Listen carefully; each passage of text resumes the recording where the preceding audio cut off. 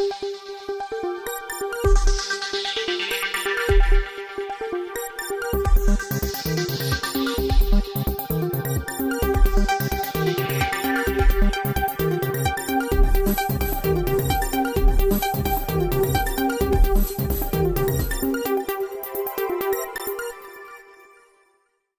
salam sejahtera seluruh rakyat Malaysia. Berita hari ini dipetik daripada sinarharian.com bertarik 23 Julai tahun 2022 bertajuk Malaysia Bankrupt jika penuhi RM62.59 bilion ringgit tuntutan Sulu. Berita penuh dikemas kini. Malaysia boleh bankrupt jika tuntutan waris Kesultanan Sulu sebanyak 14.92 bilion US dollar atau kira-kira RM62.59 bilion ringgit mereka berjaya perolehi. Ahli Parlimen Pasir Gudang Hassan Abdul Karim berkata perkara itu perlu diambil serius kerana ancaman waris Kesultanan Sulu itu adalah ugutan yang nyata serta bukan diada-adakan dan kini sudah menjadi isu global. Kedaulatan Malaysia sekarang sudah jadi buah mulut dan dijajah di Tribunal Timbang Tara dan Mahkamah Antarabangsa di Eropah. Isu ini sekarang bukan isu meriam, senapang dan peluru. Ia kini sudah jadi isu perundangan antarabangsa, katanya dalam satu kenyataan pada Sabtu. Beliau menegaskan Malaysia tidak boleh mengambil pendekatan politik sempit untuk faedah domestik apabila berdepan ancaman kedaulatan wilayah dari musuh yang berada di luar negara.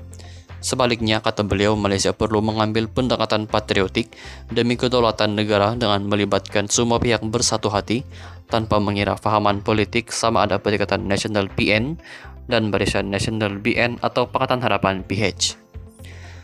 Mereka tidak boleh kata ini kesalahan kerajaan PH yang lalu. Begitu juga bekas-bekas Perdana Menteri dan Menteri-Menteri PH tidak boleh melepaskan tanggungjawab mereka dan berkata hal ini bukan salah mereka tetapi ini kecoyan bekas Perdana Menteri Datuk Seri Najib Razak dan kerajaan BN terdahulu, katanya. Menurutnya, usaha menyalahkan kecoyan dan tindakan Najib dalam isu tuntutan waris Kesultanan Sulu boleh dibuat tetapi itu hanya untuk mendapat keuntungan politik semasa bagi faedah sementara terutama menjelang pilihan raya umum akan datang. Jelasnya tindakan itu tidak membantu usaha Malaysia mencabar keputusan Tribunal Timbang Tara di Mahkamah Perancis, termasuk golongan anti-PH yang berusaha menyalahkan peguam negara Tommy Thomas semasa pentadbiran kerajaan PH kerana mengirim surat kepada peguam waris Kesultanan Sulu sekaligus turut disifatkan sebagai tindakan bermotifkan politik. Beliau berpendapat dalam menghadapi musuh yang sama, maka ada strategi yang perlu dipakai. Tidak kira siapa kerajaan sedang mentadbir Malaysia sekarang, maka semua pihak, rakyat dan parti-parti politik perlu bersatu menghadapi isu tuntutan waris Kesultanan Sulu terhadap harta kerajaan Malaysia di luar negara. Bukan harta milik Petronas sahaja sedang dituntut dan diugut, tetapi harta-harta Malaysia yang lain juga. Kenapa waris Kesultanan Sulu memilih harta milik Petronas? Jawabannya, pertama, karena Petronas banyak harta di seluruh dunia.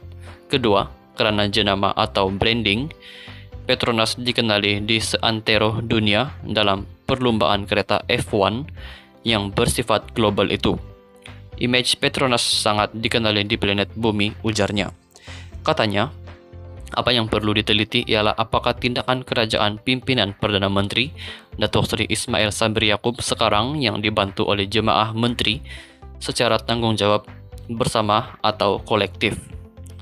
De facto, Menteri Undang-Undang Datuk Seri Dr. Wan Junaidi Tuanku Jaafar, Peguam Negara Idris Harun bersama Perdana Menteri dan Kabinet memikul tanggungjawab di barisan hadapan untuk menghadapi tuntutan waris Kesultanan Sulu dari sudut perundangan antarabangsa. Buat masa ini di Mahkamah Perancis, katanya. Hassan pada masa yang sama meminta rakyat Malaysia bertenang dan bersabar dengan memberikan kepercayaan dan sokongan kepada kerajaan yang ada sekarang untuk menghadapi isu serius tersebut. Ujarnya, keputusan apapun juga Tribunal Timbang Tara bukannya keputusan muktamad kerana dalam kes sekarang ini, keputusan Tribunal Timbang Tara yang diperolehi waris Kesultanan Sulu itu boleh dicabar di Mahkamah Perancis. Tanggungjawab kini, ujarnya, terserah kepada kerajaan dan peguam negara serta perlu dibenarkan. Usul tuntutan waris Kesultanan Sulu dibahaskan di parlimen karena isu itu menyentuh kedaulatan negara. Sekian saja berita untuk hari ini. Kita jumpa lagi di video yang seterusnya. Stay safe, stay healthy. Bye-bye.